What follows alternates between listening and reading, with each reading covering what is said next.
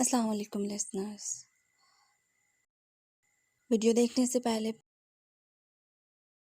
Please میرے channel کو like, subscribe اور بیل آئیکن کو پریس کر دیں۔ ناول نیم خواب شیشوں کا، بعفت سے ان کے قدم رکھتے ہی افندی ہاؤس میں گویا ایک بوچھال سا آ گیا تھا۔ سبھی بڑے ہال میں اکٹھے ہو گئے۔ ایک طرف وہ سب تھے اور دوسری طرف وقار افندی اور اس کی اوٹ میں کھڑی حسین زرنگار۔ صدیقہ بھابی نے تو دل ہی تھام لیا، بھاگ کے آغا جان کو بلا لائیں۔ یہ کون ہے وقار؟ انہوں نے آتے ہی جس انداز میں پوچھا، وقار نے بڑی بھابی کو غلط نگاہ سے دیکھا۔ فرحان افندی بے یقینی سے وقار کو دیکھ رہے تھے۔ شادی کر لی ہے میں نے، کل ولیمہ تھا میرا۔ تو کیا یہ درست کہہ رہا تھا؟ مذاق ہی مذاق میں سچ بول رہا تھا۔ ان کا تو سر چکرانے لگا۔ آغا جان آرام سے بیٹھ کے بات کرتے ہیں، مبین افندی نے باپ کو ٹھنڈا کرنا چاہا۔ صدیقہ بھابی نے بدمزہ ہو کر شوہر کو گھورا، جو کلائمیکس پر پہنچے سین کو خراب کرنے کی کوشش کر رہے تھے۔ یہ وہ عورت ہے جس پر پیسہ لٹایا تم نے، اپنا فلیٹ بیچا ہے اس کے لیے۔ آغا جان دھاڑے تو زرنگار نے ڈر کر وقار کی شرٹ کو مضبوطی سے مٹھیوں میں جکڑ لیا۔ وہ اس کی وجود کی لرزش پہ بآسانی محسوس کر سکتا تھا۔ جی بابا جان، شادی کر لی ہے میں نے، بیوی ہے یہ میری، اس گھر کی بہو۔ وہ بڑی ہمت سے بولا۔ ماں جی تیزی سے آگے بڑھی۔ بکواس مت کرو وقار، کیوں دل جلاتا ہے ماں باپ کا؟ جھوٹ نہ بول۔ انہوں نے پیار سے راج دلارے کا چہرہ دونوں ہاتھوں کے پیالے میں بھر کر اپنے مخصوص انداز میں اسے ڈانٹا۔ سچ بول رہا ہوں ماں جی، بہو ہے آپ کی، شرم تو نہیں آ رہی؟ بڑوں کے سامنے اپنی بے شرمی کا اعتراف کرتے۔ رابعہ سے بات طے ہو چکی ہے تمہاری؟ صدیقہ بھابی چیخی۔ کہاں سے لائے ہو اسے؟ کسی شریف گھرانے کی تو نہیں ہوگی، ورنہ تمہارے ساتھ یوں ہی نہ چل پڑتی۔ آغا جان نے حقارت سے پر لہجے میں کہتے وقار افندی کی برداشت کا گویا امتحان ہی تو لے ڈالا۔ شریف ہی ہے، تبھی بھاگ کے نہیں آئی۔ شریفوں کی اولاد ہوتی تو اس کے ماں باپ چوری چھپے تمہارے ساتھ رخصت نہ کر دیتے، ہمیں بلاتے، ہم سے ملتے، اور نہ ہی تمہیں چوری چھپے شادی کرنے کی ضرورت پیش آتی۔ اتنا ہی نسب والا خاندان تھا تو ہمیں لے کے جاتے اس کے گھر۔ صدیقہ بھابی کا تو صدمہ ہی بہت بڑا تھا۔ بہن کو دیے جانے والے لارے دھرے کے دھرے رہ گئے تھے۔ وہ وقت گزر گیا بابا جان، ابھی آپ کی بہو ہے۔ وقار افندی نے مصالحت امیز انداز اپنایا۔ ہرگز نہیں، آغا جان کہجے، جہاں سے اٹھا کے لائے ہو وہیں پھینک کے آؤ اسے۔ تمہارا خالی بینک اکاؤنٹ اس کی ساری شرافت کی کہانی سنا رہا ہے۔ وہ تلخی بھرے لہجے میں بولے۔ مان جاؤ وقار، بچے غلطیاں کرتے رہتے ہیں، اگر تلافی کرنے کا موقع مل رہا ہے تو کر لو، واپس پلٹ آؤ۔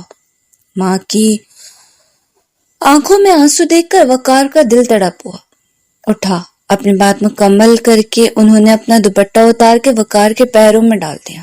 ماں جی، وقار شدر تھا تو زرنگار کا دل بھی کہیں گہرائیوں میں ڈوب گیا۔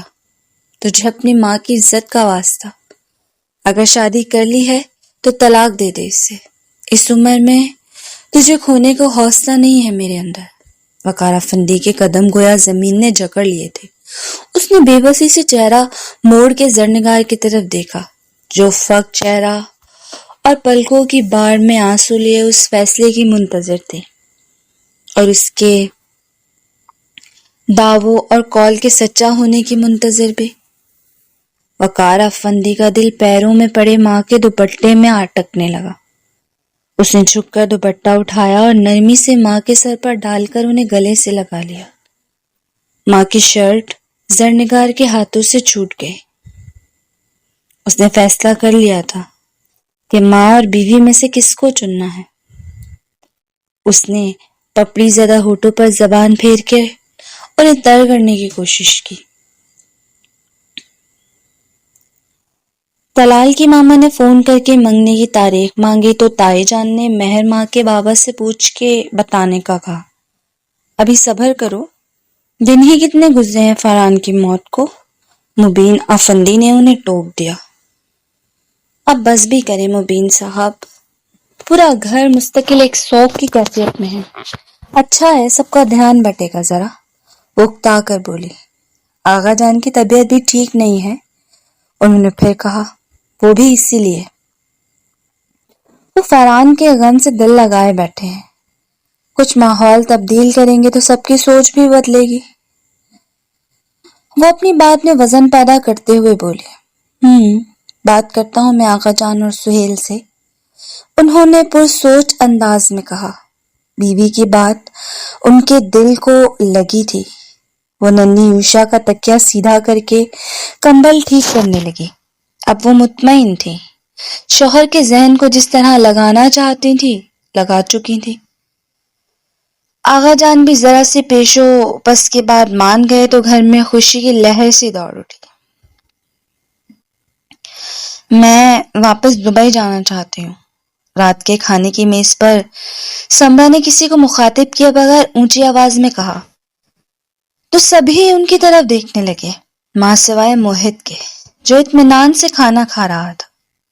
آغا جان بھی اب ان سب کے ساتھ مل کے کھانا کھاتے تھے۔ وہ بھی حیران ہوئے، پھر بے چینی سے بولے، مگر کیوں؟ فرحان نے کہا تھا کہ سب کچھ سمیٹ کر یہاں آ رہا ہے ہمیشہ کے لیے۔ سارے ماحول پر ایک سوگوار سی کیفیت طاری ہونے لگی۔ وہ تو نہیں رہا، مگر اب تم اور میرا پوتا ہمیشہ اس گھر میں رہو گے، آغا جان نے بشاشت سے کہتے ہوئے فیصلہ سنا۔ مگر موہت کی جاب ہے وہاں، انہوں نے اپنا پلڑا بلند رکھنے کی صحیح کی۔ کسی کو کیا پتا کہ وہ ریزائن کر کے آیا تھا، ہماری تو پشتوں میں نوکری نہیں کی کسی نے، وارث ہے یہ ہمارے وسیع کاروبار کا۔ آغا جان نے کھلے دل سے کہا تو سمرا کے ہونٹوں پر ہلکی سی پھیکی مسکراہٹ پھیل گئی۔ دل نہیں لگ رہا یہاں آغا جان؟ ماحول بدلے گا تو دل بھی لگ جائے گا۔ مہرماں کی منگنی کی تاریخ طے کر رہے ہیں ہم، ہلے گلے اور رونق سے دل بہل جائے گا سب کا۔ تائی جان نے بشاشت کا لبادہ اوڑے ہوئے سمرا کو بھی خبر سنا دی تو وہ ٹھٹکی۔ مہرماں؟ انہوں نے دھیرے سے دہرایا۔ تائی جان مسکرائیں، یاد ہے تمہیں؟ جب تم یہاں سے گئی تھی تو 8 سال کی تھی مہرماں، اور اب دیکھو منگنی ہونے والی ہے اس کی، تلان نام ہے لڑکے کا۔ ہاتھ سے سامنے بیٹھی مہرماں کی طرف اشارہ بھی کیا۔ سیاہ بالوں والی وہ بڑی پیاری خوبصورت سی لڑکی تھی، مگر آپ بھول رہی ہیں کہ بچپن میں مہرماں اور موہت کا رشتہ طے کر دیا گیا تھا آغا جان نے۔ کیا ہوا؟ ایک دھماکہ سا ہوا تھا وہاں، سب تو رہے ایک طرف، خود موہت بھی شدہ رہ گیا، اور مہرماں، اس کی نظروں میں تو زمین اور آسمان گھوم گئے تھے۔ کھانے کی میز پر ایک بار پھر سناٹا پھیل گیا۔ سمرا کے چپتے ہوئے سوال کے جواب میں آغا جان ساکت سے اسے دیکھ رہے تھے، جبکہ صدیقہ بھابھی کی ہکا بکا نگاہیں، ارے انہوں نے زبردستی کی ہنسی میں ان کی بات اڑانی چاہی۔ تمہیں یاد ہے وہ بچپن کی بات؟ اللہ نے بڑی اچھی یادداشت دی ہے بھابھی، ماضی کی ساری باتیں یاد ہیں الحمدللہ۔ نگاہیں غلط انداز ان پر ڈالی۔ اب تو بہت وقت گزر گیا سمرا، بچے بڑے ہو گئے، بچپن کی باتیں تو بچپن کے ساتھ ہی رہ جاتی ہیں۔ مبین صاحب نے سنجیدگی سے کہتے ہوئے موضوع کو لپیٹا، جانتے تھے کہ طلال کے ساتھ رشتے میں بیٹی کی ضد بھی شامل تھی۔ موہت اول دھچکے کے بعد سر جھٹکتا اپنے کھانے میں مگن تھا، البتہ لڑکیاں منہ اٹھائے کبھی ایک فریق کو اور کبھی دوسرے فریق کو دیکھ رہی تھی۔ کیسا دھماکہ ہوا تھا اچانک! مگر مہرماں ابھی تک سن کیفیت میں تھی، ساکت و جامد۔ صدیقہ دل ہی دل میں جتنا بھی تل ملاتی وہ کم تھا۔ ماضی میں اس چھپکلی کی اتنی ہمت کہاں ہوتی تھی کہ آغا جان کے سامنے ذرا سی آواز اونچی کرتی، کجا یوں طنزیہ گفتگو کرنا۔ انہوں نے شکایتی نظروں سے آغا جان کی طرف دیکھا اور یہ دیکھ کر ان کا دل دھک سے رہ گیا کہ آغا جان اب اطمینان سے کھانا کھا رہے تھے، یعنی ان کا سمرا کو گھرکنے کا کوئی پروگرام نہیں تھا۔ مہرماں کرسی گھسیٹ کر اٹھی تو ماحول میں ارتعاش سا پیدا ہوا۔ کہاں؟ کھانا تو کھا لو۔ صدیقہ نے جس وجہ ہو کر بیٹی کو تنبیہی نظروں سے دیکھا، مگر لہجہ نرم ہی رکھا۔ لیکن لہجے کی نرمی والی پابندی مہرماں پر تو نہیں تھی نا۔ کھا لیا امی، ضرورت سے زیادہ ہی پیٹ بھر گیا آج تو۔ وہ بہت تلخی اور طنز سے کہتی، کھٹ کھٹ کرتی، یہ جا اور وہ جا۔ جب پرانی سب باتوں اور رشتہ داریوں پر دھول پڑ چکی ہے تو اب ہمیں یہاں روک کے کون سا نیا سلسلہ شروع کر رہے ہیں آپ لوگ؟ ڈونگا اٹھا کے اپنے پلیٹ میں سالن نکالتی سمرا کا لہجہ بہت تیکھا تھا۔ صدیقہ بھابھی کی مانو کرسی پر جیسے کانٹے اگ آئے ہوں، یوں پہلو بدلتی تھی۔ کل کی دبی دبائی سمرا آج ایک جوان بیٹے کا مان لیے ہوئے سب کی آنکھوں میں آنکھیں ڈال کر بول رہی تھی، تم جو چاہو گی وہی ہوگا سمرا، مگر تم دونوں کہیں نہیں جاؤ گے۔ اچانک آغا جان بولے تو گویا مبین صاحب کی فیملی کے سر پر چھت ہی آن گری۔ سمرا نے بڑی جتاتی ہوئی تیکھی مسکراہٹ صدیقہ بھابھی کی طرف اچھالی اور کھانا کھانے لگی۔ کیا مطلب ہے آغا جان، کیا ہوگا؟ صدیقہ بوکھلا کر پوچھنے لگی۔ ابھی کھانا کھاؤ سب، مرنے والا نہیں ہوں ابھی میں، بعد میں بھی بات ہو سکتی ہے اس موضوع پر۔ آغا جان نے جس طرح جھڑکنے والے انداز میں بات کی، اس سے صدیقہ کے دل کو ٹھیس سی لگی۔ کتنی آسانی سے وہ باور کرا دیا کرتے تھے کہ وہ بیٹیوں کی ماں ہے۔ چچی جان نے آنکھ کے ہلکے سے اشارے سے انہیں چپ رہنے کو کہا تو بدبخت خود پر ضبط کرتی کھانا زہر مار کرنے لگے۔ شکر بھی ادا کیا، مہرماں اٹھ کے جا چکی تھی۔ سہیل افندی کا کردار یوں بھی ہر موقع پر غیر جانبدارانہ ہوتا تھا، نہ 3 میں نہ 13 میں۔ اس کے بعد سمرا اطمینان سے کھانا کھاتی رہی۔ صدیقہ کو انتظار ہی رہا کہ اب دوبارہ اپنی دبئی واپسی کا مطالبہ دہرائیں گی، مگر یہ انتظار ہی رہا۔ وہ اندر ہی اندر کھولتی رہی اور یہ کھولتا لاوا کمرے میں آ کر شوہر کے سامنے نکلا۔ دیکھ لیا؟ بڑا شوق تھا آپ کو بھاوج واپس لانے کا، کیسی ناگن من کے لوٹی ہے، زہر سے بھری۔ وہ خود بھی کسی ناگن ہی کی طرح پھنکاری تھی۔ اوفو، کیا ہو گیا ہے صدیقہ؟ ایسے ہی بات کر دی تھی سمرا نے، وہ کون سا رشتہ مانگ رہی ہے؟ مبین صاحب کو آغا جان کے جواب نے اندر سے پریشان تو کر دیا تھا، مگر صدیقہ کے سامنے اس بات کا اعتراف کرنے کا مطلب تھا ایک لمبی جنگ، اور ان سے جیتنے کی طاقت مبین صاحب میں نہ تھی۔ وہ گڑے مردے اکھاڑنے آئی ہے یہاں، مبین صاحب جانے دیں اسے دبئی واپس، یہاں رہی تو بہت سی زندگیاں تباہ کرے گی۔ صدیقہ تلملا کر بولی، ایک تو تم عورتوں کو بڑی بڑی بیماری ہوتی ہے، فوراً ہی انتہا پر اتر آتی ہو۔ مہرماں کی منگنی ہے اور آغا جان نے طے کی ہے، وہ ایسا کچھ نہیں کریں گے جس سے کسی کے دل آزاری ہو۔ مبین صاحب کو آس تھی، ابھی اور دل آزاری کرنی باقی ہے، دیکھا نہیں کس طرح بولے ہیں میرے بچوں کے ساتھ؟ ان کا غصہ کسی طور ٹھنڈا نہیں ہو رہا تھا۔ اسی وقت دروازے پر دستک ہوئی، وہ تھم سے گئی۔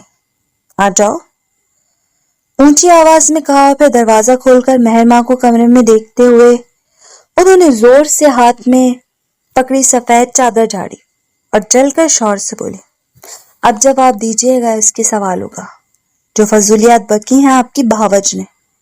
صدیقہ مبین صاحب سختی سے بولے، دھیما مگر غسیلا لہجہ۔ وہ ہوں والے انداز میں سر چٹک کر تکیے کا غلاف ٹھیک کرنے لگی۔ یہ کیا مسئلہ کھڑا کر رہی ہیں چچی؟ مجھے بالکل بھی اچھا نہیں لگا ان کا یوں سب کے درمیان مجھے ڈسکس کرنا۔ مہرماں اندر سے بے چین تھی، ناراضی سے بولی، 14 سالوں کے بعد بی بی رانی کو یاد آیا کہ بچپن میں بیٹے کا رشتہ طے ہوا تھا۔ ہوں؟ صدیقہ رہ نہ سکی تھی، تنک کر بولی، میں آغا جان سے بات کروں گا مہرو، تم ٹینشن مت لو، وہ سمرا کو بھی سمجھائیں گے، ابھی یوں بھی وہ صدمے میں ہے۔ صدمے سے بہتر تھا وہ عدت میں ہوتی، کم از کم منہ پھاڑ کے ایسے تو نہ بولتی۔ صدیقہ تلملائے۔ ٹینشن کی مریضہ ہے وہ، ڈاکٹر نے کیس ہسٹری دیکھی ہے اس کی، دوبارہ کومے میں جا چکی ہے، ماضی میں وہ، ابھی بھی اس کا علاج چل رہا ہے، عدت میں اسی لیے نہیں بیٹھ سکی۔ مبین صاحب نے انہیں یاد دلایا۔ سارے بہانے ہیں۔ انہوں نے متاثر نہ ہونے والے انداز میں سر جھٹکا تھا۔ مہرماں بور ہونے لگی۔ کمال ہے اسے، کوئی سیریس ہی نہیں لے رہا جس کا مسئلہ تھا۔ بہرحال آپ اچھی طرح انہیں بتا دیں، آئندہ سے میرا نام اپنے اس مغرور اور خود سر بیٹے کے ساتھ ہرگز نہ لیں، ورنہ میں خود ان کو جواب دے دوں گی نیکسٹ ٹائم۔ مہرماں نے قطعیت سے کہا۔ وہ ایسی ہی تھی، قطعی اور دو ٹوک۔ ڈونٹ وری بیٹا جی، سب ٹھیک ہوگا۔ وہ تو یوں ہی تمہاری چچی نے ایسے ہی تذکرہ کر دیا تھا، ورنہ ان 14 سالوں میں انہوں نے کون سے پلٹ کر کبھی دیکھا تھا۔ مبین صاحب نے اسے مطمئن کر دیا تھا۔ وہ اپنے کمرے میں آئی تو ملائکہ عشاء کو سلا چکی تھی، ملاحہ سونے کے لیے لیٹ چکی تھی۔ اوہ! مہرماں نے کیچر اتار کر بالوں میں دونوں ہاتھ چلا کر اے سی کی کولنگ کو محسوس کیا۔ کیا ہوا؟ کچھ بات بنی؟ ملائکہ نے پوچھا۔ وہ بھی شدید حیرت زدہ تھی۔ بھلا ایک اتنی اہم بات ان سب سے کیوں چھپائی گئی تھی؟ بات کچھ تھی ہی نہیں، ابو کہہ رہے تھے بات کریں گے آغا جان سے، ایسے ہی کچھ لوگوں کو عادت ہوتی ہے سب کی نظروں میں آنے کی۔ وہ کوہنی کے بل اس کے بیڈ پر یوشا کے پاس لیٹتے ہوئے اطمینان سے بولی، پھر نرمی سے سوئے ہوئے گپلو سے بھانجے کا گال چوما اور ہلکی سی ہنسی کے ساتھ بولی، سیاسی بیان سمجھتی ہیں نا آپ، یہ وہی ہے۔ ملائکہ نے پرسوچ انداز میں نفی میں سر ہلایا۔ جب تک معاملہ کلیئر نہیں ہو جاتا تب تک اس معاملے کی سنجیدگی سے نظر نہیں چڑھائی جا سکتی مہرو۔ تمہیں پتہ ہے آغا جان نے چچی سے کہا ہے کہ جو وہ چاہیں گی وہی ہوگا۔ ملائکہ نے اسے وہ بات بتائی جو ابھی تک اس نے چھپا رکھی تھی۔ مہرماں سیدھی ہو بیٹھی، بے یقینی سے خود سے 4 سال بڑی بہن کو دیکھا۔ تم اٹھ کر چلی گئی تھی تب۔ ملائکہ نے گہری سانس بھری۔ اب دیکھنا آپی، ان چچی کا دماغ تو میں سیٹ کروں گی، وہ بھی بہت اچھے سے۔ مہرماں نے دانت پیستے ہوئے ملائکہ سے نہیں خود سے بھی گویا عہد کیا تھا۔ سمرا نے 14 سال پرانا رشتہ یاد کروا کے سائرہ چچی کے بھی گویا کلیجے پہ ہاتھ ڈال دیا تھا۔ دیکھ رہے ہیں صدیقہ بھابھی کی قسمت، گھر، بیٹے، رشتے، سب کچھ مل رہا ہے۔ اس شوہر کے سامنے کلس رہی تھی، سارا دن صدیقہ بھابھی کی جی حضوری میں گزارنے کے بعد چچی کو سہیل افندی ہی غنیمت لگتے، جن کو سب کچھ سنا کر وہ دل کا بوجھ ہلکا کر لیا کرتی تھی۔ بھئی ان کی بیٹیوں کی قسمت، انہوں نے ہمیشہ کی طرح غیر جانبداری کا مظاہرہ کرتے ہوئے اینک لگائی اور قصص القرآن اٹھا لی۔ چچی جان تل ملائے، آپ ہی کی وجہ سے نا، ورنہ ایک ہی عمر تھی تزئین اور مہرماں کی۔ آغا جان نے بھی انہی کا سوچا۔ تب تو تم نے بھی اللہ کا شکر ادا کیا تھا کہ اتنی چھوٹی عمر میں اس طرح کا کوئی بچکانہ فیصلہ تمہاری بچیوں کے لیے نہیں کیا آغا جان نے۔ سہیل افندی نے سادگی سے انہیں یاد دلاتے ہوئے مطلوبہ بابا نکالا اور تکیے سے ٹیک لگا لی۔ چچی جان جذبہ جذب ہو کر شوہر کو دیکھنے لگے۔ بس اب تو ہر بات کا الزام مجھ پر ڈال دیا کرے، کبھی کوئی فیصلہ اپنی عقل مندی سے بھی کر لیا کرے۔ وہ جل کر بولی، بھائی یہ فیصلے کرنے اور بچوں کے بارے میں سوچنے کا ڈپارٹمنٹ تمہارا ہے۔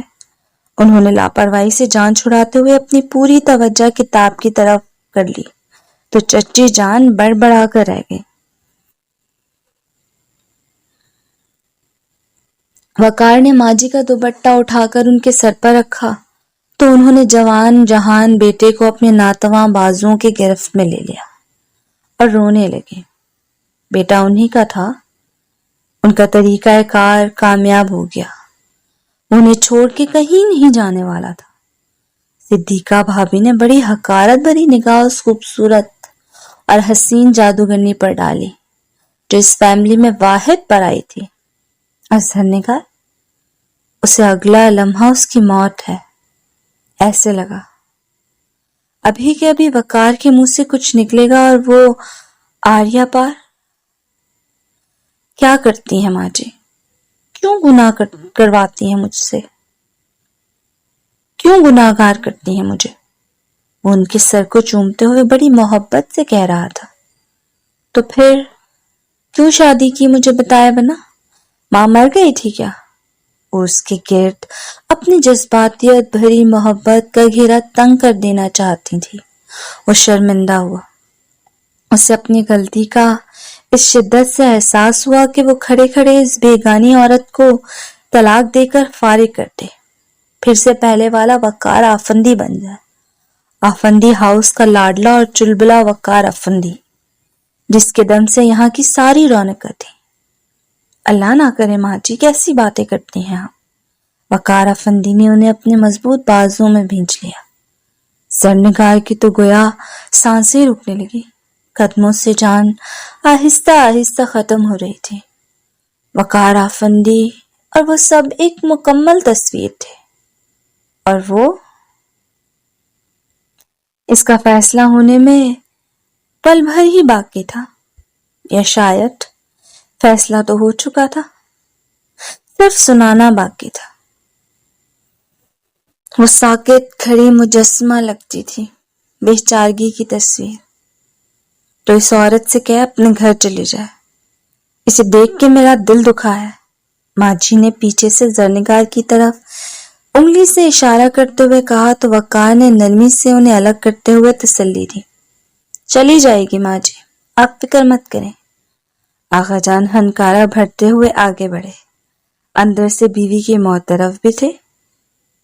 یہ ماؤں کو بھی نا بڑے طریقے آتے ہیں بچوں کو بہلانے اور ان سے اپنی بات منوانے کے۔ بہت بڑی غلطی کی ہے تم نے وقار، سر جھکا دیا ہے تم نے میرا۔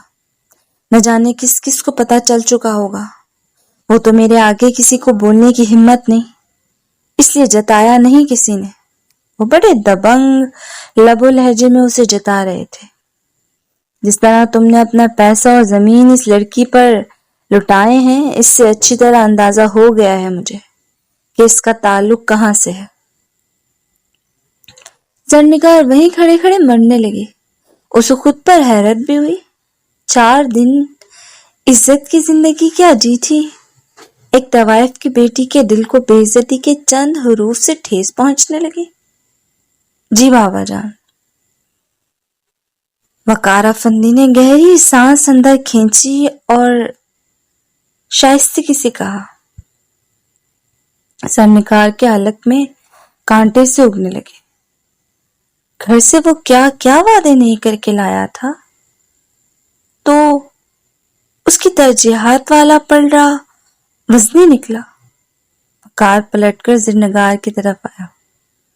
بہت بڑی غلطی ہو گئی مجھ سے، اس نے زرنگار کے حسین مگر سفید چہرے پر نظر ڈالتے ہوئے عجیب سے انداز میں کہا تو زرنگار کا دل چاہا دھاڑے مار کے رونا شروع کر دے، مگر دفعتاً اس کا ہاتھ وقار کے مضبوط ہاتھ کی ملائم سی گرفت میں آ گیا۔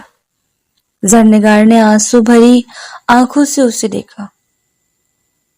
وہ آغا جان کی طرف متوجہ تھا، بڑے آرام سے بولا، مگر اب تو ہو گئی نا، اب کیا کریں؟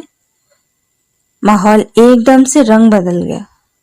فاران آفندی نے کب کی سانس بے اختیار خارج کی اور زرنگار پھر سے جی اٹھی۔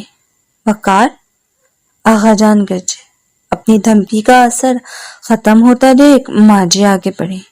وقار پتر، نہ مذاق کر بوڑھے ماں باپ کے ساتھ۔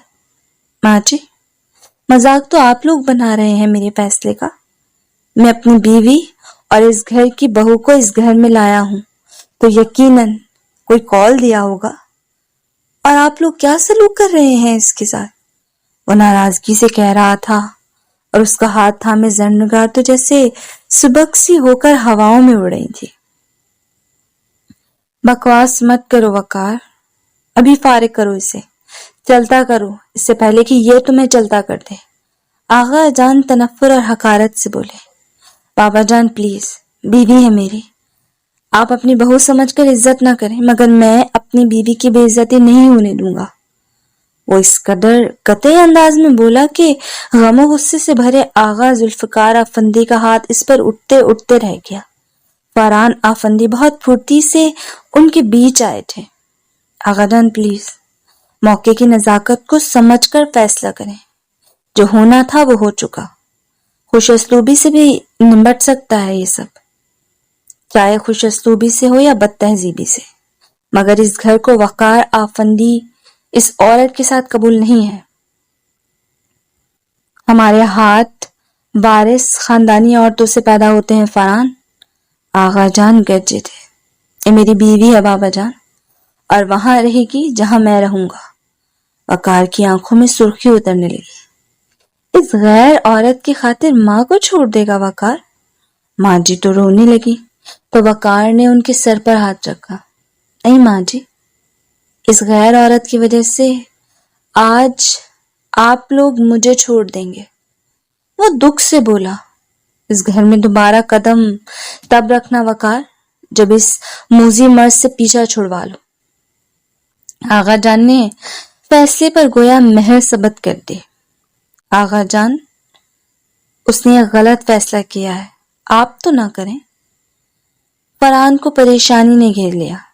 گھر منٹوں میں بنا تو نہیں کرتے، اگر ٹوٹ ضرور جایا کرتے، اور یہ بات فرحان اچھی طرح جانتے تھے۔ بکواس مت کرو اور جانے دو اسے، اگر اسے شوق ہے اس عورت کے ساتھ رہنے کا۔ دیکھتا ہوں غریبی میں کتنا ساتھ دیتی ہے اس کا، جس نے لاکھوں کا بینک اکاؤنٹ اڑا دیا، پلاٹ بکوا دیا، وہ اس سے بھی بھیک منگوائے گی۔ آغا جان تو گویا نفرت کا طوفان بنے ہوئے تھے، اور ادھر وقار افندی بھی انہی کا خون تھا۔ تپنے پہ آتا تو ان سے بھی دو ہاتھ آگے نکل جاتا۔ اور پھر لاکھ ماں جی نے منتیں ترلے کیے، فرحان پیچھے بھاگے، مگر وہ زرنگار کا ہاتھ تھامے ہمیشہ کے لیے آفندی ہاؤس سے نکل گیا،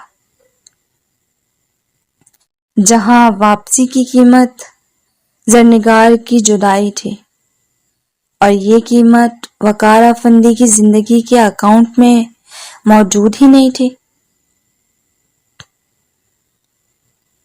وہ گھر آ کے اس سے لپٹ کے کتنی ہی دیر ہوتی رہی، لرزتی، کپ کپاتی، خوف زدہ۔ اب بس کرو ذری، بے وقوفوں کی طرح روئے جا رہی ہو۔ وقار نے تنک کر اس کا دوپٹہ سے اس کے آنسو پونچھا تو زرنگار کی ہنسی نکل گئی۔ اچھا، عقل مند کسی اور طرح سے روتے ہیں کیا؟ اور روتے میں ہنس دینے کا منظر دھوپ میں اچانک چھاؤں آ جانے کے احساس کا تھا۔ وقار افندی مسحور ہو کر اسے دیکھنے لگا، رونے سے پسیجا ہوا چہرہ، نم سرخ مرطوب ہونٹ اور ہموار دانتوں کی قطار۔ اس نے ہاتھ کھینچ کر زرنگار کو خود سے قریب کیا۔ اب کیوں رو رہی ہو؟ اس نے اب پر زور دیتے ہوئے باری باری اس کی رونے سے تپتی آنکھوں پر لب رکھ دیا۔